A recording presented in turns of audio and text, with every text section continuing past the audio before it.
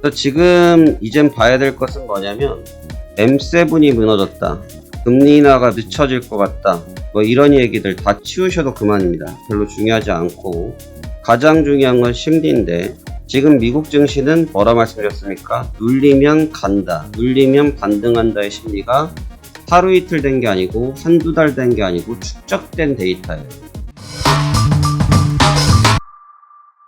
자, 안녕하십니까. 파생왕 송대표입니다. 2024년도 10월 24일 목요일 현재 시간 오전 11시를 지나고 있습니다. 자, 오늘 시장 설명 시작하도록 하겠습니다. 많은 분들께서 지금 시장에 대해서 걱정하고 계실 듯 하여서 제가 오늘 영상을 조금 빨리 촬영해서 올려드리려고 합니다. 우선 사실 계속 말씀을 드렸던 것처럼 이미 시장에서는 피로감이 있는 상태에서 그런 직격탄을 맞은 그런 모습인데, 너무 또 심란하게 보실 필요가 없어요, 여러분. 지금 당장의 상황을 너무 심란하게 보실 필요가 없다. 전 먼저 이렇게 말씀을 드리면서 시작해야 될 것 같은데요. 자, 그러면 간밤에 과연 어떤 증시 상황이었는지 보면서 같이 한번 말씀 나눠보겠습니다. 새벽에 마감했던 다우지수는 전장 대비해서 409포인트, 0.96% 하락한 42,514포인트에서 하락 마감했습니다. 말씀드렸던 것처럼 조정받을 수 있는 상황이었고요. 조정받을 수 있는 위치에서 조정을 받은 부분이고, 거래량을 계속 수반하면서 고가 차익 실현이 나타나고 있는 만큼 기술적인 조정 과정에 진입했다라고 평가가 됩니다. 물론 내부적인 사항들을 보자고 하면 국채 금리에 관련된 부분이 있을 거고요. 그 다음에 금리 인하 속도에 관련된 우려감이 있을 겁니다. 근데 이제 국채 금리에 대해서는 제가 매번 최근에 말씀드리고 있는 것처럼 트럼프 트레이드 상태 때문에 국채가 지금 계속해서 강세를 취하고 있는 측면이 부활을 많이 받고 있는 단계였습니다. 근데 이제 이 부활을 받고 있음에도 불구하고 주가에 반영이 되고 있지 않다 보니까 투자자들이 현재 상황을 어떻게 받아들여야 될지 굉장히 난해했던 포지션이라고 볼 수 있는데, 그 부분들이 시장에 노출되었다라고 볼 수 있겠죠.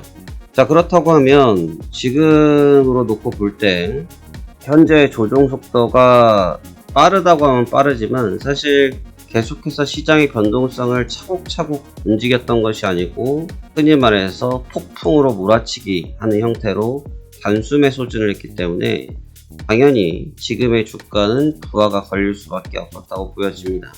시장을 끌어내리기 위해서 별의별 이야기들 다 갖다 붙이고 있지만 간결합니다. 감매수간, 피로감, 그 다음에 고가차익 실현, 이게 더 확실한 얘기고, 뜬금없이 연준의 금리 이야기, 제가 어제 이 시간에도 영상을 찍어드릴 때 말씀드렸지만 금리라는 카드가 분명히 지금 시장에 화두가 되고 있는 건 맞지만 갑자기 뜬금없이 그 내용을 드러내서 시장을 끌어내리는 이유가 없었죠. 하지만 전일은 그 코멘트를 기반으로 해서 시장을 끌어내렸습니다. 나스닥과 S&P 시장 또한 동반해서 조정을 같이 받았고요. 제가 오늘 주목하고 있는 것은 3대 지수가 같이 움직였다는 것이에요. 최근에 다우지수와 S&P가 움직였을 때 나스닥이 주가를 방어하는 이런 모습을 보였다고 하면, 오늘은 정반대 모습이라고 볼 수가 있겠고, 정반대의 모습이라는 것은 나스닥이 강력하게 버텼다라는 상태였는데, 나스닥마저도 조정을 받으면서 3대 지수가 고르게 조정을 받았습니다.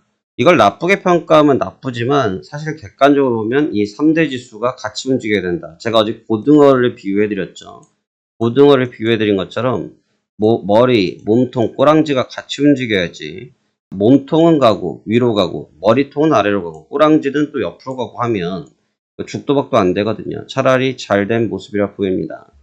M7 종목군들이 전체적으로 조정을 받으면서 조정폭을 키웠던 모습이었고, 특별히 주가를 방어할 만한 요인이 없었다고 보입니다. 최근에 주가를 계속 방어해줬던 엔비디아마저 140불 선에서의 하락 이탈선이 나타나면서 시장 하락을 이끌었고, 눈에 보이시는 것처럼 M7 종목 다수가 조정을 받으면서 시장 하방 압력을 높였다라고 보시면 될 것 같습니다.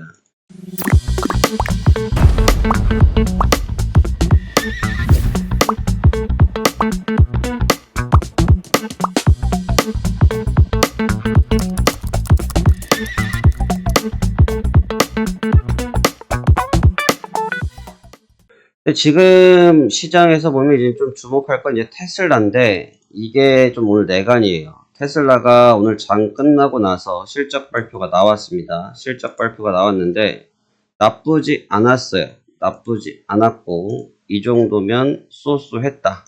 예상치를 소폭 일단 상회한 것으로 보여지는데, 모멘텀적인 내용도 뭐 괜찮았던 것 같아요. 뭐 사이버 캡에 대한 이야기들, 뭐 FSD, 그러니까 자율주행 운전 있죠. 그 부분 괜찮았고, 그다음에 자동차 저가형 차량에 대한 부분들. 그래서 저가형 차량은 FSD를 주지 않아서 어떻게 보면 형평성 또는 가격 격차를 이용해서 매출 증대, 뭐 전체적으로 내용 괜찮았던 것 같아요. 그래서 주가가 급등을 했고 10% 정도를 올려줬는데, 지금 시장을 보고 계신 분들은 보시겠지만 테슬라의 여파 때문에 주가가 지금 급등을 한 상태예요. 그러니까 폭락 가까이, 급락 가까이라 표현한 게 맞을 것 같은데, 급락했던 거의 절반 정도를 되돌려 놨고요.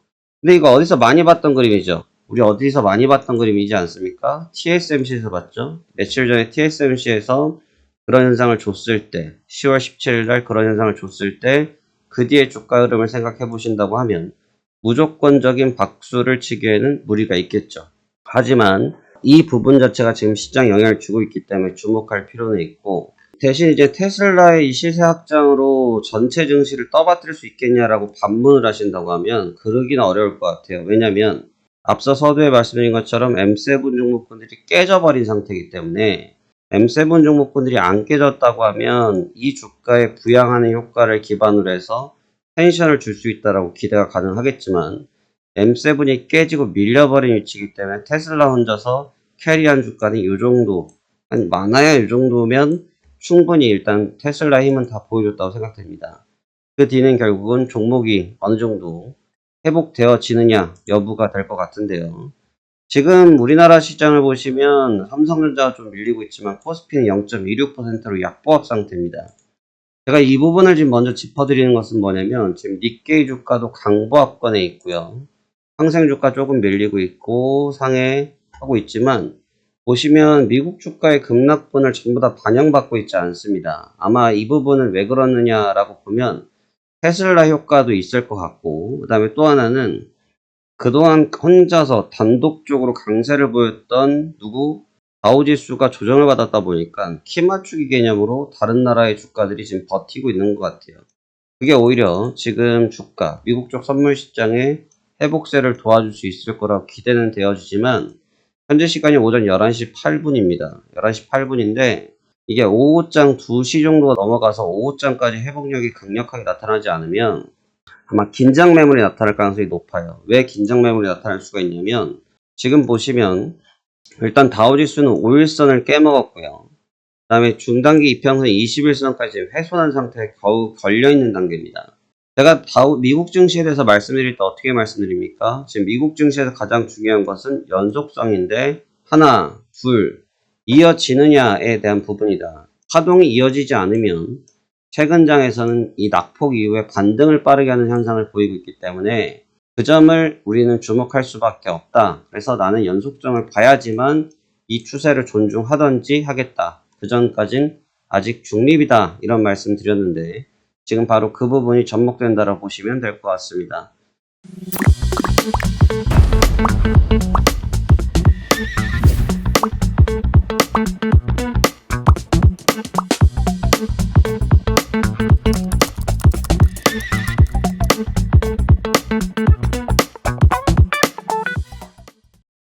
오늘 장은 매매가 지금 오전 장이 호가가 너무 빠릅니다. 호가가 너무 빠르고 좀 부질없이 빠른 상태, 매매 포인트를 찾기도 녹록하진 않은 단계. 대신 그려놓은 그림은 있긴 하지만 지금 상태에서 바로 이 뜨거운 용암로 속에 뛰어들어가는 매매 전략은 조금 조심했으면 좋겠다라는 게 제 생각이고요. 그렇기 때문에 좀 방어적인 매매 전략을 일단 구사하면서 오후장에 전략적으로 대입하시는 것이 유리하다고 생각됩니다. 그래서 지금 이젠 봐야 될 것은 뭐냐면, M7이 무너졌다, 금리 인하가 늦춰질 것 같다, 뭐 이런 얘기들 다 치우셔도 그만입니다. 별로 중요하지 않고, 가장 중요한 건 심리인데, 지금 미국 증시는 뭐라 말씀드렸습니까? 눌리면 간다, 눌리면 반등한다의 심리가 하루 이틀 된 게 아니고 한두 달 된 게 아니고 축적된 데이터예요. 과연 그 데이터가 깨질 거냐 안 깨질 거냐. 만약 그 데이터가 깨지면 시장에서는 대기성 매물들이 더 나올 확률이 높아지고 반대로 지켜내면 안도성 매물로 주가는 회복을 빠르게 하겠죠. 과연 오늘은 이제 그 싸움을 하는 구간이다라고 보시면 좋을 것 같습니다. 이거는 결과론적으로 가야 될 필요가 있어요. 이거는 뭐 확인하는 과정보다는 결과론적인 접근이 필요하고 대신 본장이 개장하기 전에는 기술적인 접근이 충분히 가능하다라고 저는 보여집니다. 오늘 같은 경우 저녁 9시 30분부터 중요한 경제지표들이 발표가 예정되어 있습니다. 일단 중요한 것은 신규 실업수당 지표가 9시 30분에 있고 그 다음에 S&P 제조업 PMI 지수, 서비스업 PMI 지수, 합성 PMI 지수가 10시 45분에 대기하고 있고 11시에 신규주택 판매가 대기하고 있습니다. 일단 이 PMI 지표들과 실업수당 지표들은 어저께 장에서 화두가 됐고 주제가 되었던 금리에 관련된 부분을 희석시켜주거나 가속시킬 수 있는 재료이기 때문에 주목할 필요가 있고요. 그 다음에 이 부분으로 인해서 지금 현재 주가를 브레이크를 걸 수 있을지 없을지를 결정할 것으로 보여집니다.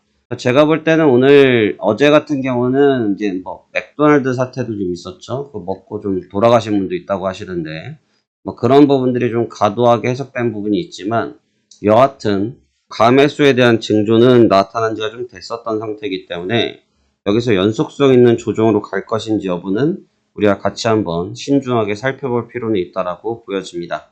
여러분 오늘 이러한 관점을 가지고 잘 집중해서 대응해 보셨으면 좋겠고요. 조금 더 시장 친화적인 매매 관점은 잠시 뒤 매매 영상에서 보여드리도록 하겠습니다. 하나의 공지사항을 전달해 드리자고 하면 내일인 2024년도 10월 25일 금요일은 저희 내부 사정으로 인해서 영상을 업로드해 드리지 못합니다. 그래서 내일은 매매 영상 및 시황 영상을 업로드해 드리지 못하고 있으니까 그 점 양해 부탁드리고 체험 신청 등에 관련된 부분 업무도 진행해 드리지 못합니다. 관련된 부분들은 다음 주 월요일 순차적으로 접목시켜 드리도록 하겠고 내일 제가 없는 상황이라고 할지라도 시장 대응 잘 하셔서 좋은 수익들 잘 얻고 계셨으면 좋겠습니다. 여러분들의 성투자를 기원하며 저는 잠시 뒤 다른 영상에서 찾아뵙도록 하겠습니다. 감사합니다. 화생왕 송 대표였습니다.